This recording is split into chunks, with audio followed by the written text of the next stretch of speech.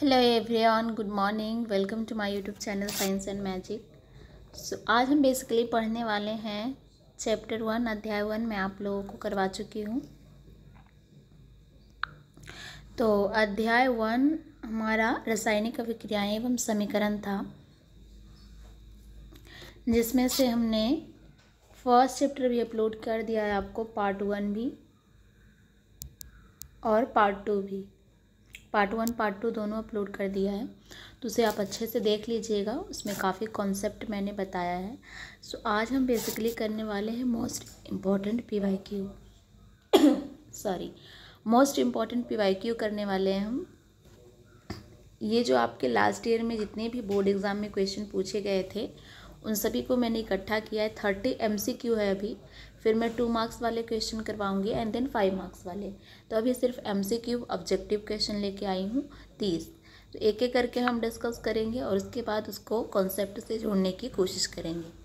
तो अंत तक वीडियो में बने रहिए। अगर वीडियो आपको अच्छा लगेगा तो चैनल को सब्सक्राइब और अपने दोस्तों में शेयर कीजिएगा और वीडियो को लाइक कीजिएगा। तो चलिए शुरू करते हैं। पहला क्वेश्चन है आपका, क्वेश्चन नंबर फर्स्ट है कि रासायनिक अभिक्रिया की पहचान निम्न में से किससे नहीं की जा सकती। अब यहाँ पे इम्पॉर्टेंट ये है कि आपको क्वेश्चन को ध्यान से पढ़ना है। नहीं की जा सकती है।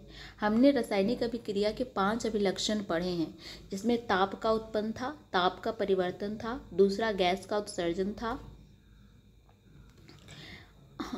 किसी ठोस का पिघलना नहीं था, रंग में परिवर्तन था। यानी कि 5 अभिलक्षण पढ़े थे हमने। ताप में परिवर्तन, गैस का उत्सर्जन, रंग में परिवर्तन, अवक्षेप का बनना, अगर आपको याद हो तो अवक्षेप का बनना। 3 आपको यहाँ दे रखा है, चौथा ये अवक्षेप का बनना, और 5वां क्या हो जाएगा आपका, ताप में परिवर्तन, गैस का परिवर्तन, भौतिक परिवर्तन, भौतिक अवस्था में परिवर्तन।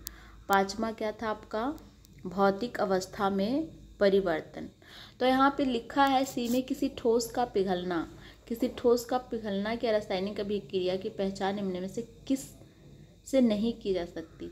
ठोस का पिघलना से नहीं खा सकती। अब ठोस का पिघलना है तो पिघल के वो लिक्विड भी हो सकती है या गैस में भी कन्वर्ट हो सकती है। स्पेसिफिक यहाँ पे भौतिक अवस्था हमें नहीं दे रखा है। तो करेक्ट आंसर आपका क्या हो जाएगा, सी हो जाएगा। करेक्ट आंसर आपका क्या हो जाएगा, सी हो जाएगा, किसी ठोस का पिघलना। तो आंसर नंबर सी पे आप टिक मार सकते हैं। किसी ठोस का पिघलना आपका करेक्ट आंसर हो जाएगा। चलिए नेक्स्ट क्वेश्चन पे बढ़ते हैं। दूसरा क्वेश्चन क्या है आपका, इम्पॉर्टेंट है। जिंक धातु का अभिक्रिया सल्फ्यूरिक अम्ल से होती है तो उत्पाद क्या होगा। अब जिंक धातु को आप सिंपल अपने खुद दिमाग से, सल्फ्यूरिक अम्ल का फॉर्मूला क्या होता है, H2SO4 एक्वस में होगा ये, और ये होगा आपका जिंक सॉलिड में। जब ये रिएक्ट करेगा तो क्या बनाएगा, जिंक जो है अपने साथ सल्फेट को ले जाएगा, ZnSO4 बनाएगा, और प्लस में हाइड्रोजन गैस अकेला हो जाएगा, हाइड्रोजन गैस को रिलीज कर देगा। यानी कि ये अभिक्रिया होना चाहिए। अब ये अभिक्रिया कहाँ पे हो रहा है, zinc sulphate plus carbon oxide, carbon dioxide यहाँ पे नहीं बन रहा है, जिंक सल्फेट और हाइड्रोजन ये बन रहा है आपका। जिंक ऑक्साइड भी नहीं बन रहा, जिंक सल्फेट बन रहा है, और जिंक अकेला नहीं बन रहा, जिंक सल्फेट प्लस हाइड्रोजन। तो ये आपका आंसर है कि जिंक सल्फेट बनेगा प्लस में हाइड्रोजन बनेगा। ठीक है, इंपॉर्टेंट है। यहाँ से ही क्वेश्चन आया था आपका फेरस सल्फेट वाला लास्ट ईयर 2 मार्क्स में। क्वेश्चन नंबर 4 कहता है कि कौन सी अभिक्रिया अपचयन को दर्शाती है। ये भी कई बार पूछा गया है। अब देखिए अपचयन हमने क्या पढ़ा है, अपचयन का मतलब हो गया आपका रिडक्शन। अपचयन का इंग्लिश क्या हो गया, रिडक्शन हो गया। अपचयन में हमने पढ़ा है हाइड्रोजन का जुड़ना, किसी धातु का जुड़ना और ऑक्सीजन का हटना, ये है अपचयन। अब ये आपका क्या है, अपचयन। अब इसमें ध्यान दें हम कि इसमें क्या है आपका, यहाँ पे आपका कॉपर जो है, कॉपर 2 पॉजिटिव बना रहा है, तो 2 इलेक्ट्रॉन यहाँ पे क्या हो रहा है, रिलीज हो रहा है। 2 इलेक्ट्रॉन यहाँ पे क्या हो रहा है, निकल रहा है। अपचयन में क्या है आपका, इलेक्ट्रॉन जो है आपका इसमें निकलता है। एक और चीज़, जैसे कि यहाँ पे धातु का क्या हो गया, धातु का ऐड होना हो गया। धातु का क्या हुआ, ऐड होना। क्लोरीन से यहाँ पे इलेक्ट्रॉन हो रहे हैं, नेगेटिव आयन बना रहे हैं। यहाँ पे जिंक में 2 इलेक्ट्रॉन ऐड होकर के इस पर कोई चार्ज नहीं है। यहाँ पे आपका आयरन पे 1 इलेक्ट्रॉन घट रहा है, 3 इलेक्ट्रॉन है आयरन के पास और 1 इलेक्ट्रॉन निकल रहा है, तो 2 इलेक्ट्रॉन इसके पास बचे। बेसिकली अगर हम ध्यान दें यहाँ पे सॉरी, तो यहाँ पे आपका जो कॉपर है वो क्या हो रहा है, टूट रहा है। कॉपर जो 2 पॉजिटिव बना रहा है वो 2 इलेक्ट्रॉन गेन करके बना रहा है, 2 इलेक्ट्रॉन अपना डोनेट करके, त्याग करके बना रहा है। इलेक्ट्रॉन का निकलना है इसमें आपका, इलेक्ट्रॉन का इसमें आपका निकलना भी क्या हो गया, अपचयन अभिक्रिया हो गया। तो यहाँ पे आपका मेटल जैसे आपका क्या हो रहा है, धातु का जुड़ना। तो यहाँ लेंगे कॉपर आपका ऐड हो रहा है इलेक्ट्रॉन के त्याग करके, इलेक्ट्रॉन को त्याग करके। तो इसमें लास्ट आप ये जोड़ सकते हैं, इलेक्ट्रॉन को जो त्याग करता है धातु वो भी आपका अपचयन अभिक्रिया के अंतर्गत आता है। तो ये आपका आंसर हो जाएगा। इसमें उल्टा है, अगर इलेक्ट्रॉन वो ग्रहण कर रहा है तो वो उपचयन में जाएगा। इलेक्ट्रॉन वो ग्रहण कर रहा है तो किस में चला जाएगा, उपचयन में। इलेक्ट्रॉन को त्याग रहा है तो अपचयन में। तो एक और इम्पोर्टेंट पॉइंट है, यहाँ से भी क्वेश्चन आता है। नेक्स्ट 5th क्वेश्चन है आपका कि निम्न में से कौन सा अपघटन अभिक्रिया, अपघटन यानी टूटना यानी कि विघटन, अपघटन यानी कि टूटना यानी कि विघटन है ना, इंग्लिश में बोलते हैं डीकम्पोजिशन, डीकम्पोजिशन। अब इसमें कौन सा अभिक्रिया जो टूट रहा है, जिसमें आपका अपघटन अभिक्रिया का परिभाषा क्या है, डेफिनेशन क्या है। इसमें एकल अभिकारक 2 उत्पाद बनाते हैं, एकल अभिकारक 2 उत्पाद का निर्माण करते हैं। जैसे एकल अभिकारक ए हो गया और उत्पाद ए और बी बन रहा है, तो हमें देखना पड़ेगा। यहाँ देखिए कैल्शियम कार्बोनेट एकल अभिकारक है और कैल्शियम ऑक्साइड और कार्बन डाइऑक्साइड 2 उत्पाद बना रहा है। तो पहला तो आंसर हमें मिल गया, लेकिन नीचे भी चेक करेंगे। यहाँ पे आपका अपघटन में H2+O2 H2O बन रहा है, नहीं, 2 अभिकारक एक अकेला भी उत्पाद बना रहे हैं, तो ये संयोजन अभिक्रिया, अपघटन नहीं है। ये आपका क्या है, डिस्प्लेसमेंट रिएक्शन है, सी वाला।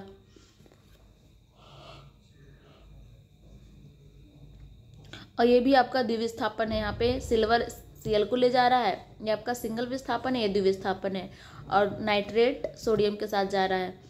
तो आपका ए से आपका सही उत्तर हो जाएगा।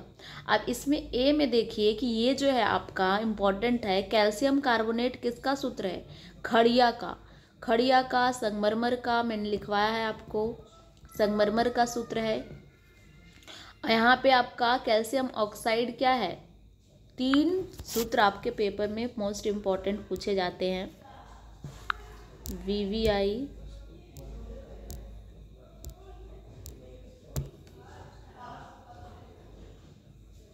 अब इसमें होता क्या है, कैल्शियम कार्बोनेट है आपका एक,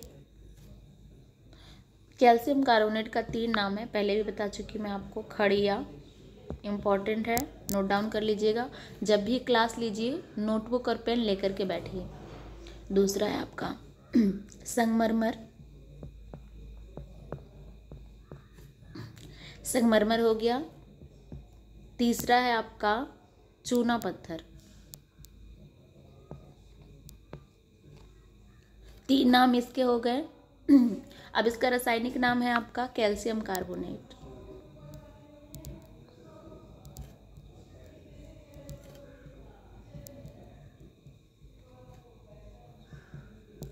कैल्शियम कार्बोनेट, यहाँ से आपके क्वेश्चन आते ही आते हैं कि कैल्शियम कार्बोनेट का कॉमन नेम क्या है, सामान्य नाम क्या है। सामान्य नाम आपके ये आ जाएंगे, और रासायनिक नाम क्या है, तो रासायनिक नाम आपके ये आ जाएंगे। और सूत्र क्या है, तो सूत्र है आपका ये, तो सूत्र हो गया, सामान्य नेम हो गया, और ये हो गया रासायनिक नेम हो गया। तो ये तीनों चीज़ें आपके पेपर में पूछे जाते हैं, इंपॉर्टेंट है। दूसरा है आपका important calcium oxide, CaO, very important, VVI लगा सकते हैं आप। अब इसमें भी है इसका भी नाम है, इसका है नाम क्या, बिना बुझा हुआ चूना, बिना बुझा हुआ चूना। ठीक है, इसका सामान्य नाम क्या हो गया? बिना बुझा हुआ चूना, सामान्य नाम। रासायनिक नाम क्या हो गया आपका? रासायनिक नाम, रासायनिक नाम हो गया आपका कैल्शियम ऑक्साइड।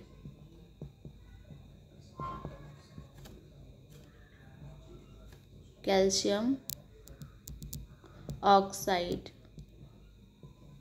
और ये इसका हो गया सूत्र। पहला हो गया खड़िया, दूसरा हो गया बिना बुझा हुआ चूना। ठीक है, कैल्शियम ऑक्साइड रासायनिक नाम, सामान्य नाम बिना बुझा हुआ चूना, सूत्र CaO कैल्शियम ऑक्साइड। तीसरा इंपॉर्टेंट चीज है आपका बुझा हुआ चूना, कैल्शियम हाइड्रोक्साइड, CaOH का होल ट्वाइस। दोबारा से अच्छे से लिख देती हूँ मैं आपको।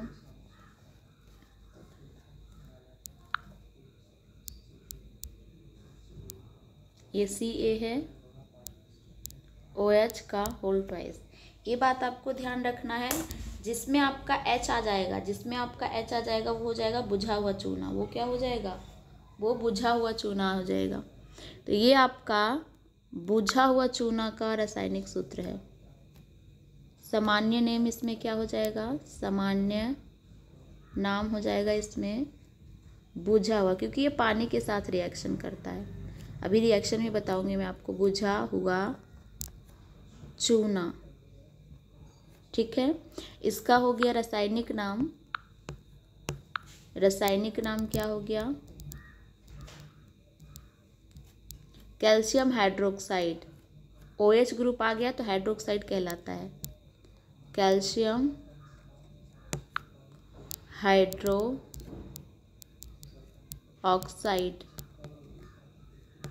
और ये आपका सूत्र है, ये आपका सूत्र हो जाएगा। तीन इंपॉर्टेंट चीज़ मैंने आपको बताए हैं अभी अभी, बहुत इंपॉर्टेंट है, हमेशा आपके पेपर में रिपीट होते रहते हैं प्रीवियस ईयर्स में। कैल्शियम हाइड्रोक्साइड यानी कि बुझा हुआ चूना, कैल्शियम ऑक्साइड यानी बिना बुझा हुआ चूना, और कैल्शियम कार्बोनेट यानी कि चूना पत्थर या खड़िया या संगमरमर। ठीक है, अब ये तीनों का रिएक्शन जो है एक दूसरे से जुड़ा हुआ है। जैसे कि अगर हम बात करें, अभी मैं प्रीवियस ईयर्स करवा रही हूँ MCQ, फिर थ्योरी पे करेंगे तो उसमें भी डिस्कस करूँगी और इसका एक्सरसाइज भी करेंगे चैप्टर 1 का। तो इसमें जैसे कि मैं आपको बताऊं कि जैसे ये आपका कैल्शियम ऑक्साइड है, अगर हमें रिएक्शन लिखो, ये आपका कैल्शियम ऑक्साइड है। पेपर में बोला है कि कैल्शियम ऑक्साइड को जल के साथ रिएक्शन करवाइए और बताइए क्या बनेगा। तो जब जल के साथ रिएक्शन करवाएंगे तो कैल्शियम जो है ऑक्साइड जो है ये बिना बुझा हुआ चूना है, ये कन्वर्ट हो जाएगा बुझा हुआ चूना में, कैल्शियम हाइड्रोक्साइड में। किस में कन्वर्ट हो जाएगा? कैल्शियम हाइड्रोक्साइड में।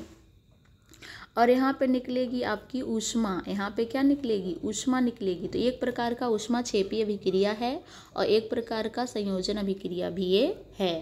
तो ये आपका क्या है? बिना बुझा हुआ चूना है, कैल्शियम ऑक्साइड बिना बुझा हुआ चूना। और जब इसमें हमने जल मिलाया, तो एक तो निकली हीट, तो ऊष्मा क्षेपीय अभिक्रिया हो गई, एक्सोथर्मिक रिएक्शन। और ये आपका हो गया कैल्शियम हाइड्रोक्साइड, ये हो गया बुझा हुआ चूना, बुझा हुआ चूना। ये रिएक्शन बहुत इंपॉर्टेंट है, पेपर में हमेशा आता है, वेरी वेरी इंपॉर्टेंट, VVI लगा लीजिए आप। तो ये आपका हमेशा पूछा जाता है। अब ऊष्मा निकल रहा है, जिसमें ऊष्मा निकलती है वो ऊष्मा क्षेपीय अभिक्रिया कहलाती है, और जिसमें ऊष्मा अवशोषित होती है वो ऊष्मा शोषीय अभिक्रिया कहलाती है। तो ये दोनों ही अभिक्रिया इंपॉर्टेंट है। दो अभिक्रिया हमारे पास, ये थी ऊष्मा क्षेपी। पहली है आपकी ऊष्मा क्षेपी यानी कि एक्सोथर्मिक रिएक्शन, एक्सोथर्मिक रिएक्शन यानी अभिक्रिया। ठीक है, ये क्या होती है? लिख लीजिए डेफिनेशन। ऐसी अभिक्रिया जिसमें उत्पाद के साथ उत्पाद के साथ ऊष्मा निकलता हो या ऊष्मा उत्पन्न होता हो, ऊष्माक्षेपीय अभिक्रिया कहलाती है। ऊष्माक्षेपीय अभिक्रिया कहलाती है। तो ऐसी अभिक्रिया जिसमें उत्पाद के साथ, प्रोडक्ट के साथ आपका ऊष्मा भी निकल रहा हो, उत्पन्न हो रहा हो, उसे ऊष्माक्षेपीय अभिक्रिया कहते हैं। फॉर एग्जाम्पल मैंने आपको भी ये वाली अभिक्रिया कराई है। ये आपकी क्या है? ऊष्माक्षेपीय अभिक्रिया है। ऊष्माक्षेपी पेपर में पूछा जाता है, इंपॉर्टेंट है। एक्सोथर्मिक रिएक्शन है ये वाली रिएक्शन, ठीक है। अब दूसरी अभिक्रिया है आपकी ऊष्माशोषी। दूसरी क्या है? ये भी बहुत इंपॉर्टेंट है, वेरी वेरी इंपॉर्टेंट। वी आई है ये भी। ऊष्माशोषी नाम से ही पता चल रहा है ऐसी अभिक्रिया जहाँ ऊष्मा का शोषण हो, अवशोषित हो ऊष्मा। इंग्लिश में बोलते हैं आपके एंडोथर्मिक रिएक्शन। उसमें एक्सो था, एक्सो का मतलब बाहर, थर्मी माने ऊष्मा, ऊष्मा का बाहर निकलना। इसमें एंडो यानी कि ऊष्मा का अंदर जाना, एंडोथर्मिक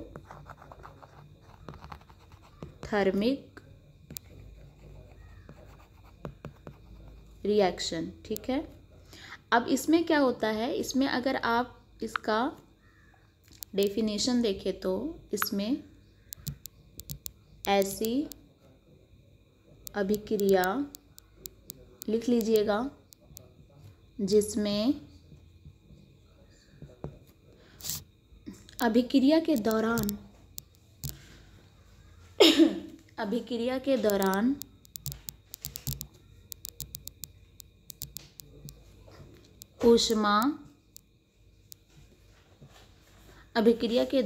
ऊष्मा लगती हो। क्या लगती हो? ऊष्मा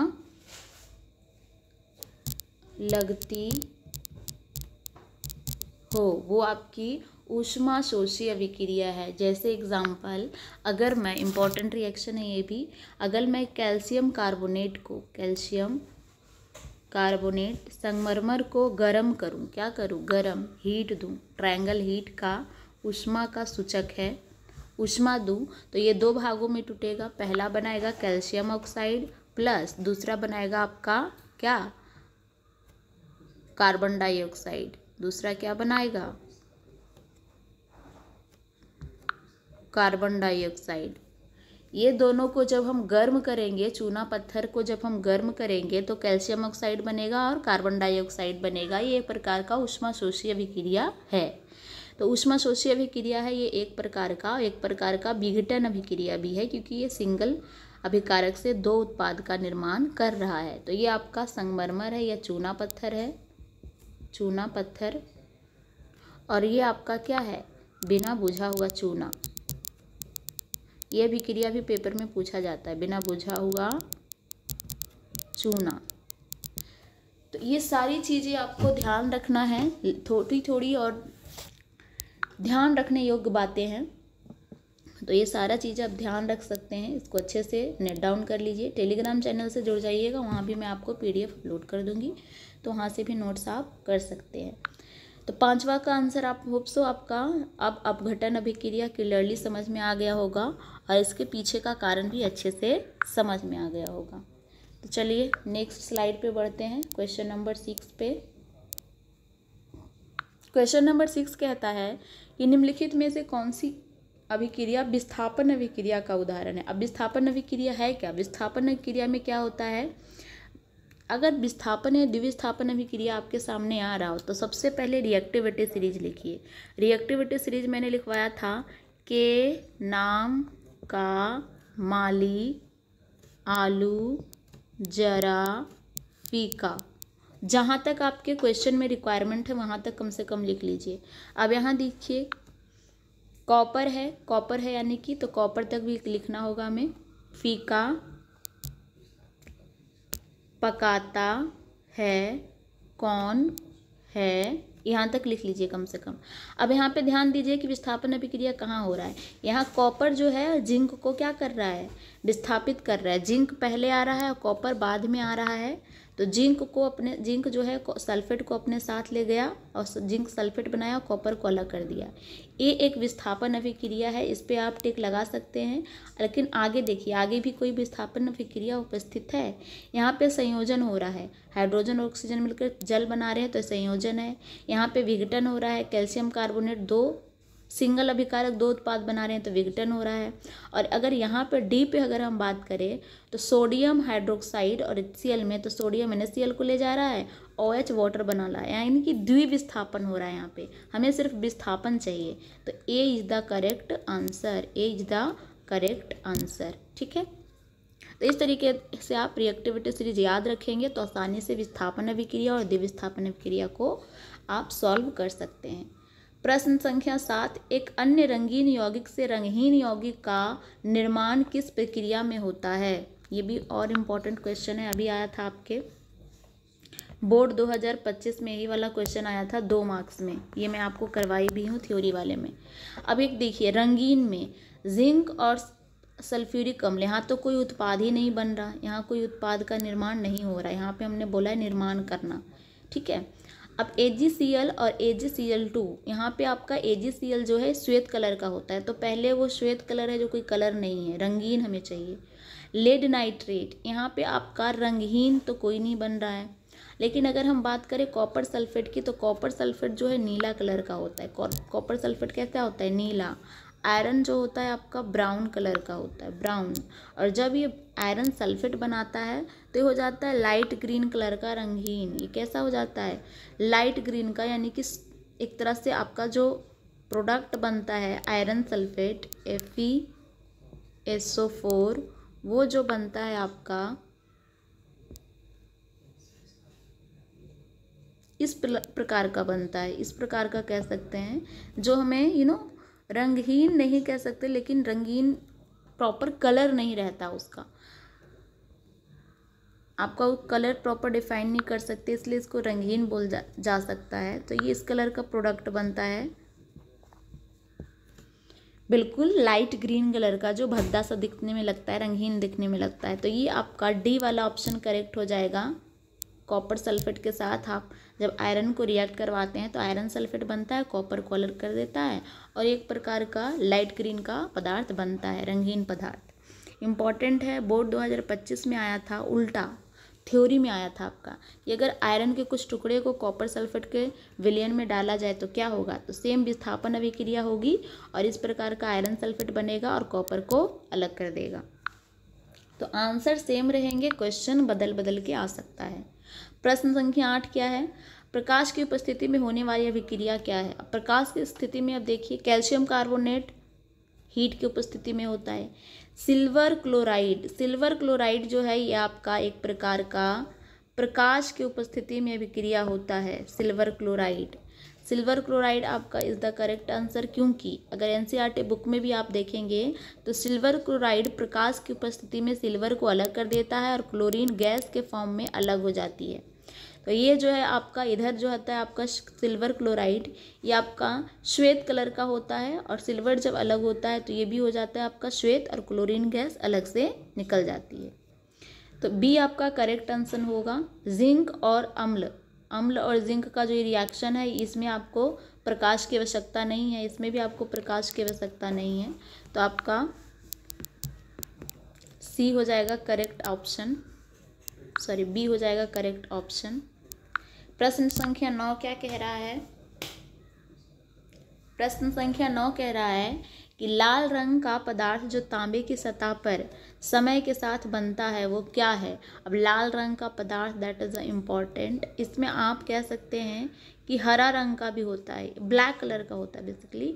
जब वो देखिए, कॉपर को जब रिएक्ट करवाइएगा वाटर के प्रेजेंस में, H2O प्लस O2, ठीक है, प्लस कार्बन डाइऑक्साइड, तो आपका प्रोडक्ट यही बनता है COCO3, copper carbonate plus copper hydroxide OH। ये जो है आपका उत्पाद का निर्माण होता है, जो कैसा होता है? एक प्रकार का लाल रंग का पदार्थ होता है। तो ये आपका सी ऑप्शन करेक्ट होगा। ये जो आपका अभिक्रिया है ये एक प्रकार का संक्षारण है। कौन सी अभिक्रिया है? संक्षारण है, कोरोजन का अभिक्रिया है, तांबे पर जंग लगने का अभिक्रिया है। तो ये बेसिकली ग्रीन कलर का भी होता है। लाल रंग यहाँ लिखा है, भूरा कलर का आपका कॉपर होता है, यहाँ पे हरा रंग का उस पर परत चढ़ता है। कैसा चढ़ता है? हरा रंग का। तो ये लाल रंग रहने दीजिए, हरा रंग का भी आ सकता है, हरा रंग का परत चढ़ता है। इसमें सेम आपका एक क्वेश्चन है एनसीईआरटी में कि कॉपर को जब हम हीट करते हैं ऑक्सीजन के प्रेजेंस में, गर्म करते हैं, तो क्या बनाता है? कॉपर ऑक्साइड बनाता है, और ये काला कलर का होता है। कैसा होता है? काला कलर का होता है। तो ये भी इम्पॉर्टेंट क्वेश्चन है, ये भी पेपर में पूछा जा सकता है। क्वेश्चन नंबर 10 क्या है आपका? 10 है कि जब आयरन को कॉपर सल्फेट के विलयन में डाला जाता है तो क्या होगा? अभी बोर्ड 2025 में आया था ये क्वेश्चन, इम्पोर्टेंट है, इतना बार रटवा चुकी हूँ मैं आपको, ये आपको आ गया होगा समझ में। आयरन को जब हम कॉपर सल्फेट में, अभी हमने ये अभिक्रिया भी किया है, अभी जस्ट ये विस्थापन अभिक्रिया है, डालेंगे तो क्या होगा? ये आयरन जो है अपने साथ सल्फेट ले जाएगा और कॉपर को अलग कर देगा, यानी विस्थापन अभिक्रिया होगा। तो आयरन सल्फेट बनता है और कॉपर मुक्त होता है। B is the correct answer, ठीक है, क्योंकि आयरन और कॉपर दोनों मिल जाते हैं, नहीं होता, कोई अभिक्रिया नहीं होती, ये भी गलत है, ये भी गलत है। कॉपर सल्फेट का रंग हल्का होता है, ये भी गलत है, नीला होता है। कॉपर सल्फेट का रंग कैसा होता है? गहरा नीला। और जो आयरन सल्फेट बनता है उसका कलर होता है आपका लाइट ग्रीन, हरा होता है, थोड़ा हल्का हरा, इसलिए उसे रंगीन भी बोल दिया जाता है। चलिए क्वेश्चन नंबर 11 पे चलते हैं। किसी अभिकारक का ऑक्सीकरण क्या दर्शाता है? ऑक्सीकरण यानी कि उपचयन हो रहा है। ऑक्सीकरण यानी कि क्या हो रहा है? उपचयन हो रहा है। तो इलेक्ट्रॉन प्राप्त करना, ऑक्सीजन का हटना, इलेक्ट्रॉन खोना या हाइड्रोजन प्राप्त करना। अभी मैंने जब अपचयन पढ़ा है फर्स्ट क्वेश्चन, तो उसमें था इलेक्ट्रॉन ग्रहण करना। तो ऑक्सीकरण में क्या होता है? इलेक्ट्रॉन खोना, इलेक्ट्रॉन खोना। इलेक्ट्रॉन जो आपके खो जाते हैं मेटल द्वारा, खोना यानी किसी को दान कर देना, त्याग कर देना, तो आपका ऑक्सीकरण अभिक्रिया या उपचयन कहलाता है। क्योंकि फर्स्ट स्टेटमेंट पढ़े तो इलेक्ट्रॉन का प्राप्त करना है, जो कि एक अपचयन अभिक्रिया में होता है, अपचयन में होता है। ऑक्सीजन का हटना, ऑक्सीजन का हटना भी अपचयन है। और हाइड्रोजन प्राप्त करना यानी कि हाइड्रोजन जुड़ना, ये भी क्या है? अपचयन है।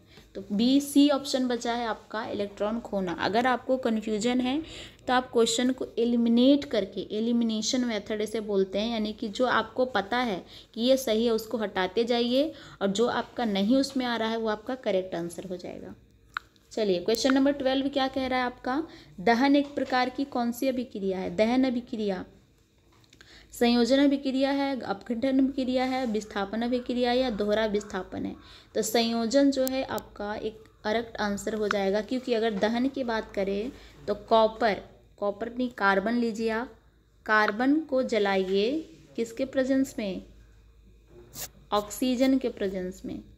किसके प्रेजेंस में? ऑक्सीजन के प्रेजेंस में। फॉर एग्जांपल कोई भी चीज़ जल रही है, मान लीजिए लकड़ी लीजिए, लकड़ी को आप जलाएंगे तो उसके लिए ऑक्सीजन चाहिए।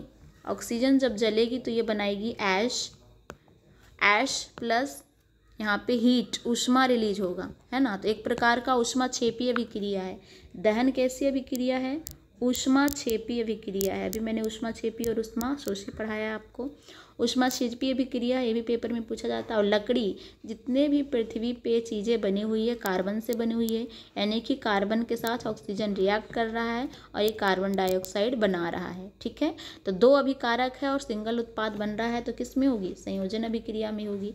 तो फर्स्ट आपका आंसर करेक्ट हो जाएगा, संयोजन अभिक्रिया, ठीक है।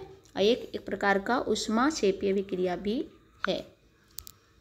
क्वेश्चन नंबर 13 पे चलते हैं। क्वेश्चन नंबर 13 है आपकी, अभिक्रिया जिसमें ऊर्जा अवशोषित होती है क्या कहलाती है? अभी मैंने करवाया है। ऊर्जा अवशोषित होती है तो बताइए, ऊष्माक्षेपी, ऊष्माशोषी, दहन या विस्थापन?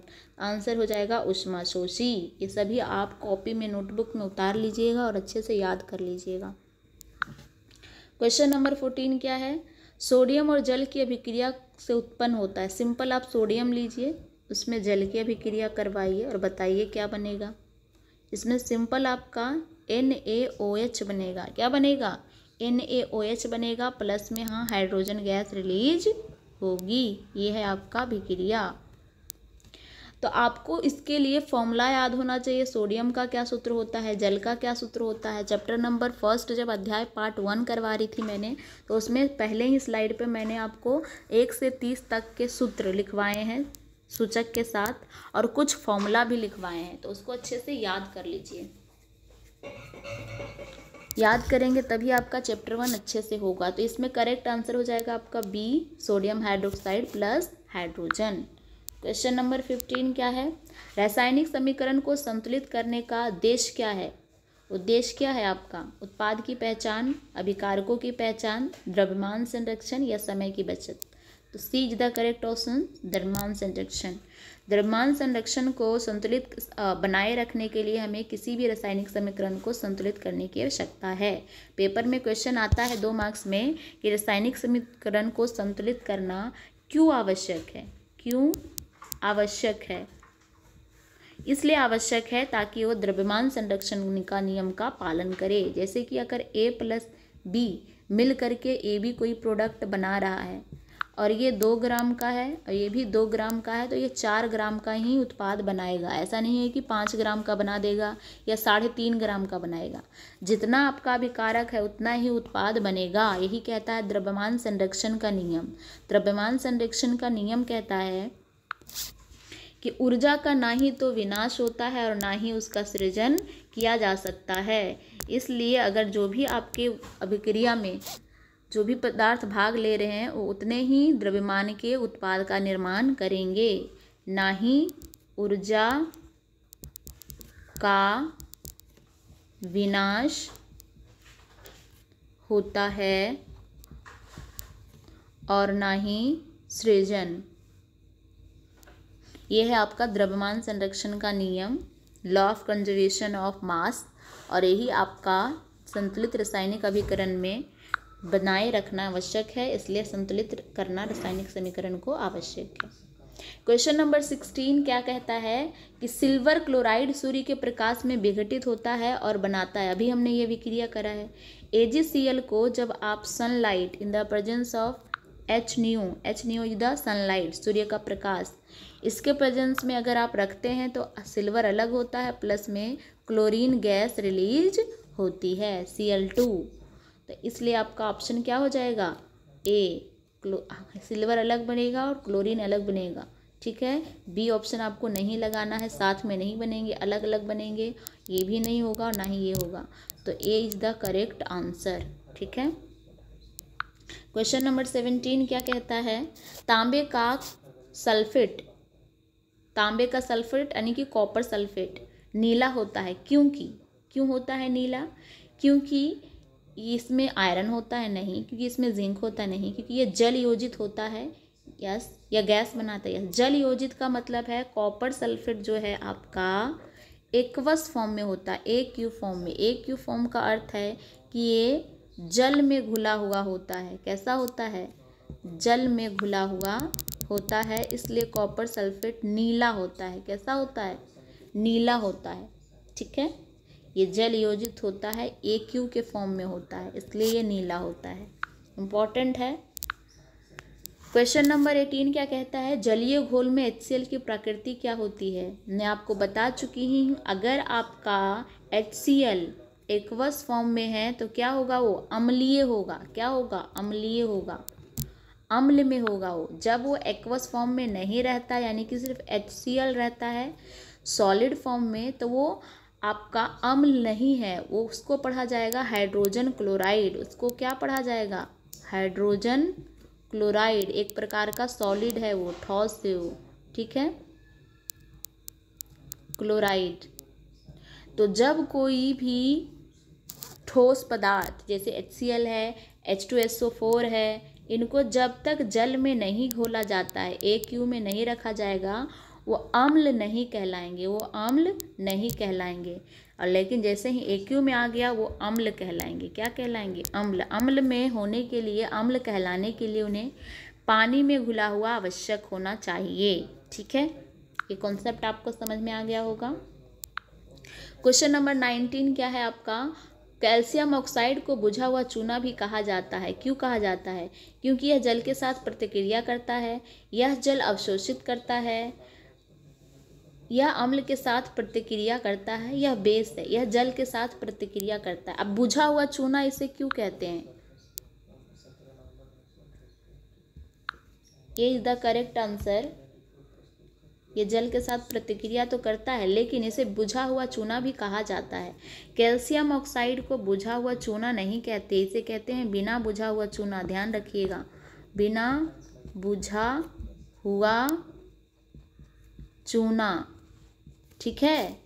लेकिन इसमें बोला है ये जल के साथ प्रतिक्रिया करता है, तब कहलाता है बुझा हुआ चूना। ये स्टेटमेंट आप ध्यान लिखिएगा। बुझा हुआ चूना कहा जाता है क्योंकि जल के साथ प्रतिक्रिया करते हैं, करने के बाद इसको बुझा हुआ चूना कहते हैं। जब तक नहीं करेगा बिना बुझा हुआ चूना कहलाएगा।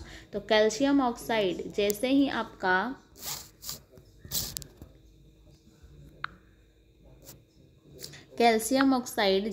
आपका जल के साथ अभिक्रिया करेगा प्लस H2O, ये बनाएगा आपका CaOH का होल ट्वाइस, और ये है आपका बुझा हुआ चूना। यही आपका क्या है? बुझा हुआ चूना।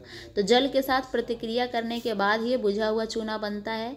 जब तक ये जल के साथ नहीं प्रतिक्रिया करेगा बिना बुझा हुआ चूना कहलाएगा। तो ये ध्यान रखने योग्य बातें हैं। क्वेश्चन नंबर 20 क्या कहता है? लाल लिटमस का रंग नीला हो जाना। लाल लिटमस का रंग नीला हो जाना। चलिए, ये आपका अध्याय 3 का पाठ है, 2 का पाठ है, अम्ल एवं क्षारक एवं लवण। तो इसमें भी आप ध्यान रख सकते हैं। लाल लिटमस का रंग नीला हो जाना क्या कहलाएगा? क्षारीय कहलाएगा। क्षारीय, क्षार जो है आपके ब्लू कलर के होते हैं, और जितना ही आपका लाल होता है लिटमस वो कहलाता है अम्ल। इसका मैं पढ़ाऊंगी आपको ट्रिक भी, आप थोड़ा सा पेशेंस रखिएगा। क्षार में आपके नीला कलर होता है। कैसा होता है? नीला। और अम्ल होते हैं लाल कलर का। कौन? लिटमस पत्र में, लिटमस पत्र में, ना कि हम नॉर्मल ज़िंदगी में। नॉर्मल ज़िंदगी में हम स्वाद से पहचानते हैं कि अम्ल आपके कैसे होते हैं? खट्टे होते हैं, और क्षार कड़वे। जैसे नींबू अम्ल है, खट्टा होता है। साबुन क्षार है, कड़वा होता है। ये आपको चीज़ें ध्यान रखना होगा। अध्याय 2 में पढ़ेंगे, तो उसके लिए निश्चिंत रहिए। प्रश्न संख्या 21 कहती है कि जिंक जब HCl के साथ रिएक्ट करती है तो ZnCl2 बनाती है और हाइड्रोजन को अलग कर देती है। तो क्रिया में Zn क्या है? Zn क्या है आपका? Zn एक अम्ल है, क्षार है, अपचायक है, अभिकारक है। तो अपचायक है। क्या है? अपचायक है। अपचायक क्यों है? क्योंकि ये क्या कर रहा है? हाइड्रोजन को अलग कर रहा है। हाइड्रोजन को क्या कर रहा है? अलग कर रहा है। और खुद के साथ कौन जुड़ रहा है? धातु का जुड़ना। धातु का जुड़ना क्या कहलाता है? अपचयन कहलाता है, ठीक है। लेकिन हाइड्रोजन को अलग होना क्या कहलाता है? हाइड्रोजन का अलग होना क्या कहलाता है? उपचयन कहलाता है। उपचयन। तो जो जिसका करवाता है उपचयन, वो आपका खुद में अपचायक है। तो Zn क्या है? एक अपचायक है। ये कॉन्सेप्ट भी समझ लीजिए। जिसका उपचयन होगा वो अपचायक कहलाएगा, और जिसका अपचयन होगा, अपचयन, वो कहलाएगा उपचायक। वो क्या कहलाएगा? उपचायक कहलाएगा। उल्टा है इसमें, बच्चे काफ़ी कंफ्यूज होते हैं। उल्टा है, जिसका अपचयन वो उपचायक कहलाएगा, और जिसका उपचयन वो अपचायक कहलाएगा। ये कॉन्सेप्ट काम करता है यहाँ पे। क्वेश्चन नंबर 22 क्या कहता है? दोहरे विस्थापन अभिक्रिया का उदाहरण क्या है? आप यहाँ ध्यान दीजिए।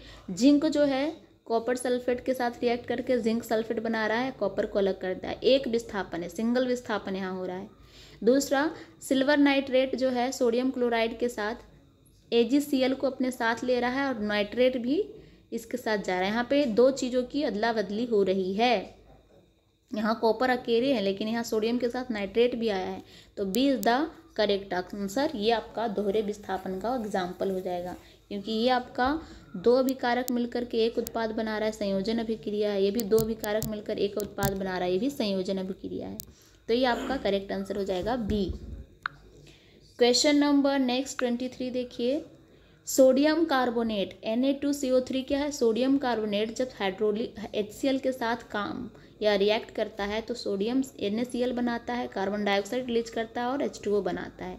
यहाँ पे कौन सा गैस रिलीज हो रहा है? यहाँ पे गैस आपका दिख रहा है कार्बन डाइऑक्साइड रिलीज हो रहा है। Simple is the answer C, carbon dioxide. ये तो बहुत इजी क्वेश्चन था, लेकिन ये देखने में टफ लग रहा है, लेकिन इजी बहुत क्वेश्चन है, इसलिए इसको ध्यान से पढ़िएगा तो आंसर अपने आप आ जाएगा। अब क्वेश्चन नंबर 24 क्या है? कांच की बोतल में हाइड्रोजन पर ऑक्सीजन प्रवाहित करने पर क्या बनेगा? मान लीजिए आपने एक कांच का बोतल लिया है, ड्राइंग कंप्रोमाइज कर लीजिएगा, इसमें मैंने हाइड्रोजन गैस रख रखा है, प्लस में मैंने ऑक्सीजन गैस रख दिया। अब क्या बनेगा? ये जल बन जाएगा। सिंपल भाई, सिंपल अभिक्रिया है, ये जल बनेगा। B option. Hydrogen oxygen gas मिलकर के क्या बनाते हैं? जल बनाते हैं। तो क्वेश्चन का जो बोलने का तरीका है वो थोड़ा सा आपको टफ लग रहा होगा, मुश्किल लग रहा होगा, लेकिन जैसे ही आप इसे इसमें कन्वर्ट करेंगे सूत्र में, ये दोबारा से आपको अच्छे से और सरल तरीके से आंसर बता देगा। तो इसलिए सूत्र याद रहना बहुत जरूरी है। क्वेश्चन नंबर 25 क्या कहता है? अभिक्रिया में भाग लेने वाले तत्वों की कुल संख्या क्या दर्शाती है? कुल संख्या क्या दर्शाती है? आपके द्रव्यमान संरक्षण। अभी पढ़ाया मैंने कि जितने भी आपके अभिकारक होंगे, जितनी अभिकारकों की संख्या होगी, उतने ही आपके उत्पाद भी बनेंगे। जैसे कि ये 2 ग्राम का है या 4 ग्राम का है, ये भी 4 ग्राम का है, तो ये 8 ग्राम का टोटल उत्पाद का निर्माण होगा। द्रव्यमान की अभिक्रिया में भाग लेने वाले तत्वों की संख्या का दर्शाती है द्रव्यमान संरक्षण। ठीक है, ये आपका सी इज द करेक्ट आंसर है। क्वेश्चन नंबर 26 क्या है? निम्नलिखित में कौन संतुलित रासायनिक समीकरण है? अब इसको आपको ध्यान से देखना होगा। संतुलित रासायनिक समीकरण को मैंने अलग से एक टॉपिक पढ़ाया है, 3 तरीके मैंने आपको बताया है, उसमें से जो भी आसान तरीका आपको लगेगा उससे आप संतुलित कर सकते हैं। अब यहाँ देखिए, यहाँ भी हाइड्रोजन 2 है, यहाँ पे हाइड्रोजन 2 है, यहाँ ऑक्सीजन 2 है, यहाँ ऑक्सीजन 1 है। ये संतुलित नहीं है भाई, ये संतुलित नहीं है, ये तो हमारा आंसर नहीं होगा। दूसरा, यहाँ हाइड्रोजन 2 दूनी 4 है, यहाँ ऑक्सीजन 2 है। अब ये देख लीजिए, 2 दूनी 4, यहाँ हाइड्रोजन ऑक्सीजन 2 है, तो ये तो संतुलित लग रहा है। ठीक है, नेक्स्ट देखते हैं। यहाँ हाइड्रोजन 2 है, यहाँ हाइड्रोजन 2 दूनी 4 है, यानी कि ये भी संतुलित नहीं है। यहाँ हाइड्रोजन 2 है और यहाँ हाइड्रोजन 2 है, लेकिन यहाँ ऑक्सीजन 1 और यहाँ ऑक्सीजन 1, यानी ये भी संतुलित नहीं। Correct answer is B, B is the correct answer. तो ये सिंपल संतुलित रासायनिक समीकरण था, इसको आप इस तरीके से गिनकर भी चेक कर सकते हैं। इससे भी आसान तरीका मैं बताऊं तो वो थोड़ा लेंदी है, लेकिन आप उसको इस तरीके से लिख के भी, जैसे कि यहाँ पे हाइड्रोजन का मॉलिक्यूल ले लीजिए, यहाँ ऑक्सीजन ले लीजिए। पहला में देखिए, यहाँ हाइड्रोजन 2 है, यहाँ हाइड्रोजन 2 है, यहाँ ऑक्सीजन कितना है आपका,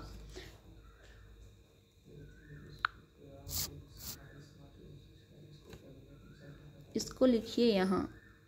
मैं ये लेंदी तरीका बता रही हूँ, लेकिन आप क्लास 10th में है, थोड़ा सा शॉर्ट रखना होगा, क्योंकि आपको पेपर के टाइमिंग भी बचाने हैं। पहला ए ऑप्शन में देखिए, हाइड्रोजन कितना है, 2 है, उधर हाइड्रोजन कितना है, 2 है, यानी कि ये तो है संतुलित, लेकिन ऑक्सीजन यहाँ 2 है और यहाँ 1 है, यानी ये कट गया।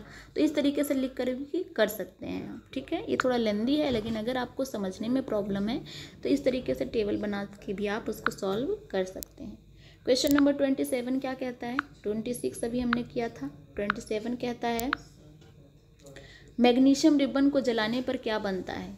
इजी, मैग्नीशियम रिबन को किसके प्रेजेंस में जलाएंगे आप? ऑक्सीजन के प्रेजेंस में, और क्या बनेगा? Magnesium oxide. बहुत इजी है, magnesium oxide is the correct answer, simple.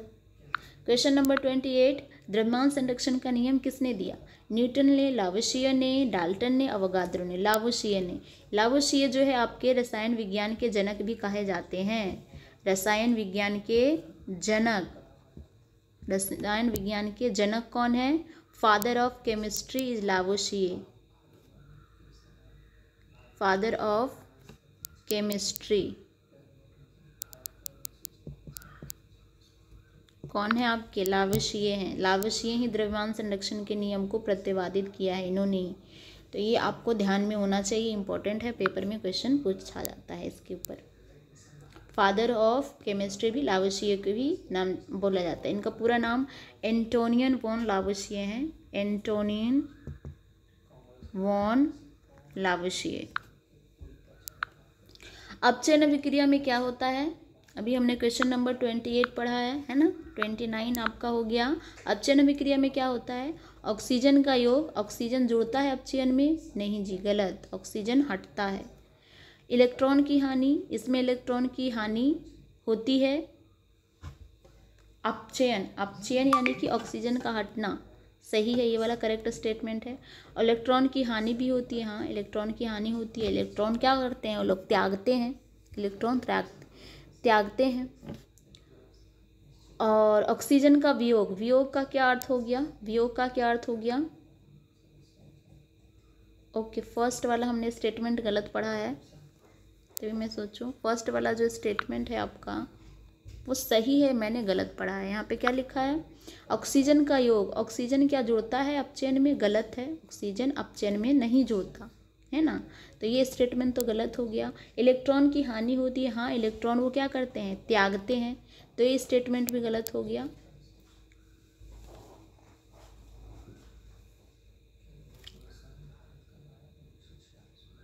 Electron का त्यागना, इलेक्ट्रॉन का क्या हुआ? त्यागना, ये आपका स्टेटमेंट। इलेक्ट्रॉन की हानि होती है अपचयन अभिक्रिया में, क्या होता है? ये आपका ऑक्सीजन, ये क्या हो गया? ऑक्सीजन का ऐड होना उपचयन हो गया। क्या हो गया? उपचयन हो गया। ये स्टेटमेंट आपको ध्यान से पढ़ना पड़ेगा, ये उपचयन हो गया। इलेक्ट्रॉन की हानि, ये भी उपचयन हो गया। ऑक्सीजन का वियोग, हाइड्रोजन का वियोग यानी कि रिमूवल ऑफ हाइड्रोजन, ये भी उपचयन हो गया। ऑक्सीजन का वियोग, वियोग का मतलब हटना, वियोग का मतलब क्या हो गया?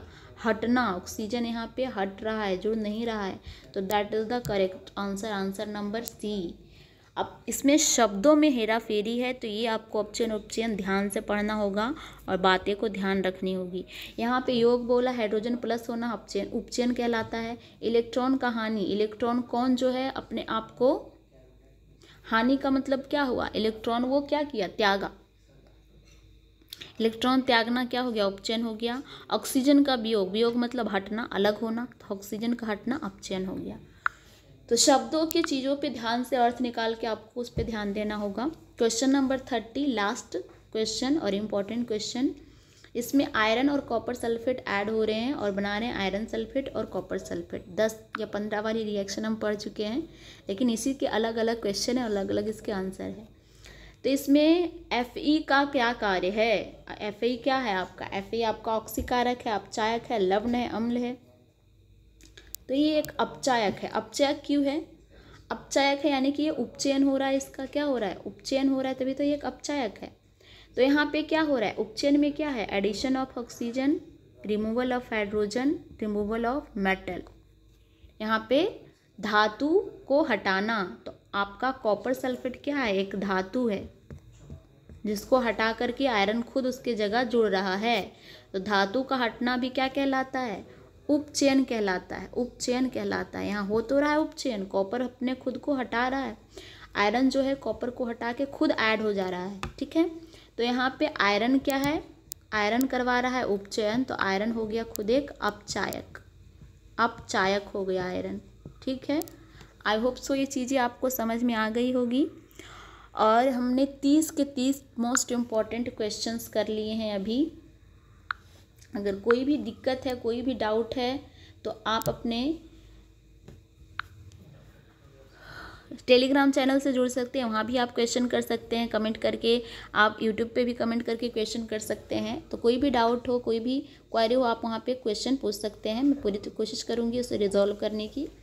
And thank you so much video में अंत तक बने रहने के लिए और इसको पसंद करने के लिए। ज़्यादा से ज़्यादा अपने दोस्तों में शेयर कीजिए ताकि वो भी पढ़ें। टाइम कम बचा है, ज़्यादा टाइम है नहीं, ऑलमोस्ट 3 महीने। अप्रैल भी निकलने वाला है आपका, यानी कि 4 महीने हो गया, 6 या 7 महीने का टाइम और बचा है।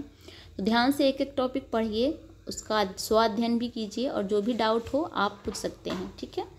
तो thank you so much for watching the full video and please subscribe my channel science and magic and अपने दोस्तों में शेयर कीजिए और खूब सारा प्यार दीजिए। Thank you so much, have a nice day and खूब सारा पढ़ाई कीजिए और अच्छे इंसान बनिए और अपने माँ बाप का नाम रोशन कीजिए। Thank you.